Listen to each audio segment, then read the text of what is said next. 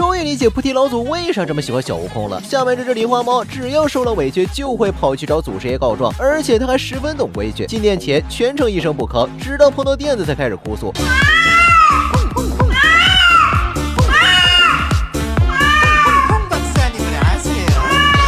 道观不养闲猫，大猫道长每天都非常有规律，每天吃完早餐就开始叫，楼顶上叫完又去厕所，别人上厕所他在门口叫，然后就回大殿叫。道长拒绝他进茶室就立马去叫，不让他上凳子也告状。天天偷喝水被警告了，他又要跑去找祖师爷谈话，反正就是不顺他意就爱去告状。可道观里其实有3只猫，大猫道长不缺玩伴，猫粮、零食、猫窝水都齐全，而且他也绝育了。也许他的爱好就是告状，但网友们看到大猫道长这可怜巴巴的走路姿势，却忍不住了。这么冷的天，他的气都飘出来了，不让人家进茶室还有理了吗？这是在外面受多大委屈啊，才告状告成这样？但更有网友好奇想知道，绝育完那天大猫道长有来告状吗？恐怕小猫咪把嗓子喊哑了，佛祖都不会来，因为这里是道观，但祖师爷应该也挺爱他，不然他不会天天去告状，完全是恃宠生骄。